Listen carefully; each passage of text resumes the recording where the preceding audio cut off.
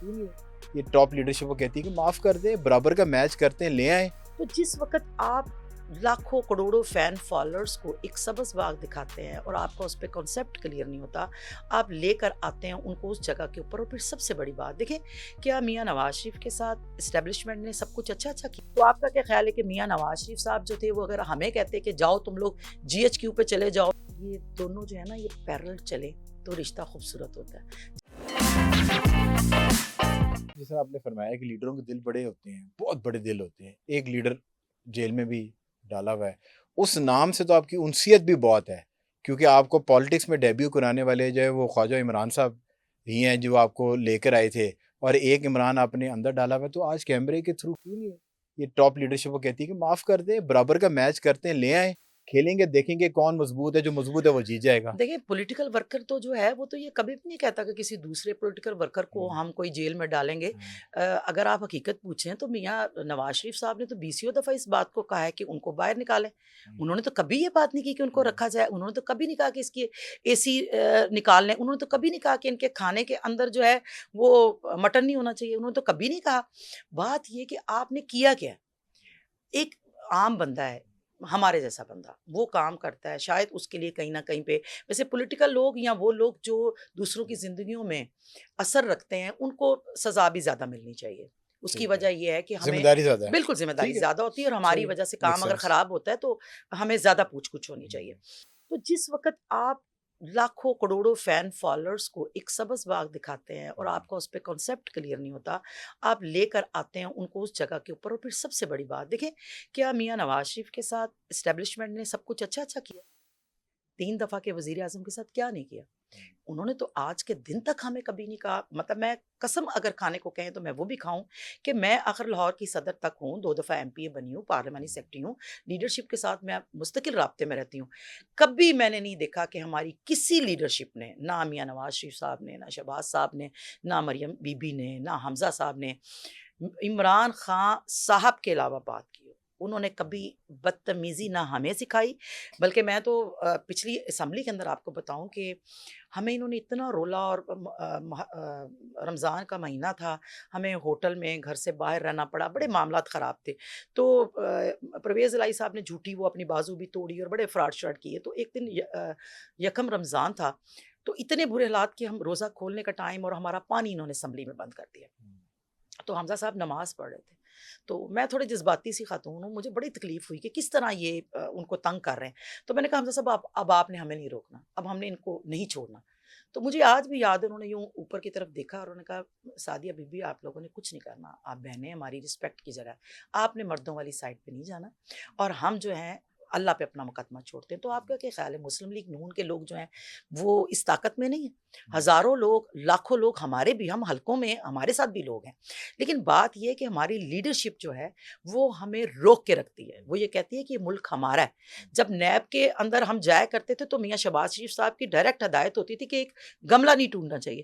تو آپ کا کیا خیال ہے کہ میاں نواز شریف صاحب جو تھے وہ اگر ہمیں کہتے کہ جاؤ تم لوگ جی ایچ کیو پہ چلے جاؤ, یا تم لوگ کور کمانڈرز کے گھروں کے باہر دھرنے دو, تو کیا مسلم لیگ نون کے ورکر اتنے کمزور تھے کہ وہ نہ کرتے؟ اس بات پہ تو ہم ایگری کرتے تو ہیں بات یہ کہ انہوں نے جو کیا ہے, جو میاں صاحب کی جو تہذیب ہے, ہاں, ہم اس پہ میں آپ کے ساتھ ہوں, امبارٹ آن دس, کہ اب تو جو انہوں ہے نے تھوڑی سی ہماری وجہ سے بدتمیزی نہیں, بھی دیکھیں سوشل میڈیا پہ کم نظر آئی ہے. ہماری وجہ سے وہ جیل نہیں گئے. دیکھیں اگر تو ہم نے ان کو جیل بھیجا ہے تو پھر تو ایز اے پولیٹیکل ورکر میں کہوں گی ایسا نہیں ہونا چاہیے. کہ انہی کی وجہ سے جیل گئے یہ جن کی وجہ سے جن آپ کے حکومت ساتھ میں آئے ہیں. انہوں نے کیا, جن کے ساتھ انہوں نے بدتمیزی کی, وہ ہمارے ملک کی شناخت ہے.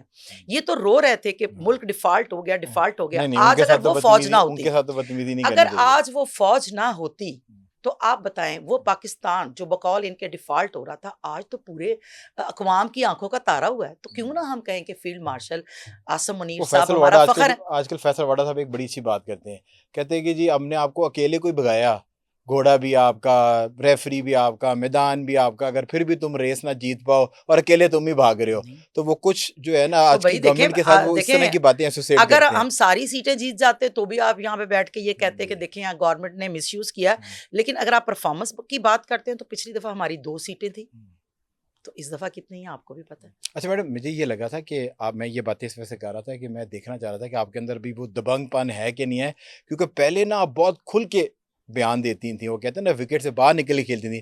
اب جب سے آپ کو ایک عہدہ ملا ہے, کچھ تھم سی گئی ہیں, تو کیا یہ لیڈرشپ نے تھمایا ہے کہ ویسے ہی میچورٹی کی وجہ سے تھم گئی ہیں؟ نہیں, سب سے پہلی بات یہ ہے کہ آپ کا رول چینج ہو جاتا ہے. جب آپ مجھے پہلے دیکھتے تھے یا جانتے تھے تو میں اپوزیشن میں تھی. اپوزیشن میں تو اوبیسلی ابھی ہمارے جو بہن بھائی اپوزیشن کر رہے ہیں, ایک تو آپ کے اپنے لیڈروں کے ساتھ اٹیچمنٹ بہت زیادہ ہوتی ہے جب آپ ان کو دیکھتے ہیں کہ ان کو کوئی بھی تنگ کرتا ہے تو, اور دوسری بات یہ کہ پھر آپ تھوڑا آپ کی جو سپیڈ ہوتی ہے وہ تیز ہوتی ہے. جب آپ گورنمنٹ میں ہوتے ہیں نا تو پھر گورنمنٹ جو ہوتی ہے اس کے پاس پوزیشن بھی ہوتی ہے, اس کے پاس اتھارٹی بھی ہوتی ہے. جب آپ کے پاس اتھارٹی ہوتی ہے, پوزیشن ہوتی ہے, آپ کے پاس طاقت ہوتی ہے, تو پھر وہ کام میں نظر آنی چاہیے. پھر زیادہ ووکل اور شور اور یہ چیزوں سے آپ کی پرسنالٹی 2018 سے خراب ہو کچھ عرصے جاتی ہے. تک جو گورنمنٹ کے لوگ تھے وہ دن میں شاید حکومت کرتے ہوں گے, شام کو وہ پرائم ٹائم میں بیٹھ کے اپوزیشن ہی کرتے تھے. وہ ایسی باتیں کرتے تھے, لگتا تھا کہ یہ منسٹر صاحب سٹنگ منسٹر نہیں ہے, یہ سابقہ منسٹر ہے. موونگ آن, میں آپ سے کچھ ریپڈ فائر پوچھوں گا اور ون لائنر آپ جو بھی جواب جو ہے وہ دینا چاہیں. ایک ایسا لا جو آپ کل ہی اگر آپ کے اختیار میں آپ چینج کر دیں. خواتین کو ہر جگہ پہ برابری, مطلب وہ تمام رائٹس جو ہمارا معاشرہ ہمارا مذہب ہمیں دیتا ہے وہ ملنا چاہیے. پراپرٹی کے اندر ہی برابر حصہ مل سکتا ہے کبھی کسی دور میں پنجاب کی عورت کو؟ دیکھیں, اگر آپ میرے گھر کی بات کریں تو میری والدہ نے تو ہمیں بیٹوں اور بیٹیوں کو برابر دیا, لیکن کچھ چیزوں میں پھر ہم مذہب کیونکہ ہم فالو کرتے ہیں اسلام کو, تو ادھر میں نہیں جاؤں گی. جو چیز اللہ نے ہمارے لیے منتخب کی ہے, کیونکہ اس زمانے میں مردوں کے اوپر ذمہ داریاں بھی زیادہ تھیں. آج کے مرد ذمہ داریاں نہیں لیتے, تو جب عورتوں کو سارا کچھ کرنا پڑتا ہے تو پھر خیر یہ متنازع بات ہو جائے گی. اس اسٹوڈیو میں جتنے مرد بیٹھے ہیں, مرد زیادہ ہیں, وہ اپنا منہ نیچے کر کے ہنس رہے ہیں. ایک ایسی چیز, کیونکہ آپ اسی طرف آ گئی ہیں, کہ جو آپ اس کیمرے کے توسط سے آج کے مرد کو سنانا چاہیں, جو وہ اس کی عورت اس کو نہیں سنا سکتی. میں سمجھتی ہوں کہ جس طرح ہر کامیاب مرد کے پیچھے عورت ہوتی ہے, مردوں کو بھی عورت کی کامیابی کا کریڈٹ عورتیں دیتی ہیں, تو وہ لیں اور ان کی سپورٹ بنیں اور ان کو یہ سمجھیں کہ یہ میرا واقعی نصف حصہ ہے. جس طرح مذہب کہتے ہیں, اور نبی کریم صلی اللہ علیہ وسلم کا آخری خطبہ آپ دیکھیں تو اس میں کہا گیا تھا کہ میں تم سے عورتوں کے معاملے میں ڈرتا ہوں. یعنی ان کو پتا تھا کہ مرد شاید عورتوں سے انصاف نہ کریں. اگر ایک پیغمبر کہہ رہے ہیں کہ میں تم سے عورتوں کے معاملوں میں مجھے ہے کہ تم لوگ کہیں اس میں ڈنڈی نہ مارو, آپ اس کو دیکھتے ہیں تو آپ کو سمجھ آتی ہے. تو بات یہ ہے, عورتوں کو مردوں کے ساتھ یہ دونوں جو ہے نا یہ پیرل چلے تو رشتہ خوبصورت ہوتا ہے. جب رشتہ خوبصورت ہوتا ہے, آپ کا گھر خوبصورت ہوتا ہے, آپ کے بچے اچھے نکلتے ہیں, آپ کا معاشرہ اچھا ہوتا ہے. معاشرے کے اندر ایک تناسب بھی جو ہے نا, وہ ایکولنس بھی برقرار رہتی ہے. کیونکہ پہلے یہ تھا نا, خواتین جو تھیں وہ تھوڑی تعداد میں تھی, مرد زیادہ تھے. اب عورتیں برابر ہو گئیں. اس کے بعد یہ کہ کام میں عورتیں آپ سے برابر ہو گئیں. بیوروکریسی میں آپ دیکھیں اس دفعہ 70% عورتیں آ گئیں. میڈیکل کالجز میں عورتیں زیادہ ہیں, انجینئرنگ میں زیادہ ہے. جو ہے نا, جو بیوروکریسی کے اندر مرد بیچارے بہت روتے ہیں, کہتے ہیں یار لڑکیاں لائق ہوتی ہیں, ہر پہلی پولیس بھی یہ لے لیتی ہیں, پیس بھی یہ لے لیتی ہیں, جو پرانا صاحب کا ڈی ایم جی تھا, ہماری باری نیچے جا کے آتی ہے. تو آپ اگر دیکھیں, میں اگر اتنا کچھ کر رہی ہوں نا, تو مجھے اللہ نے بہترین شوہر دیا, بہترین باپ دیا, بہترین آگے بیٹا دیا. یہ سب میری سپورٹ سسٹم ہے. تو اس میں اگر میں آگے گرو کر رہی ہوں تو وہ سب بھی میرے ساتھ ہی گرو کر رہے ہیں نا.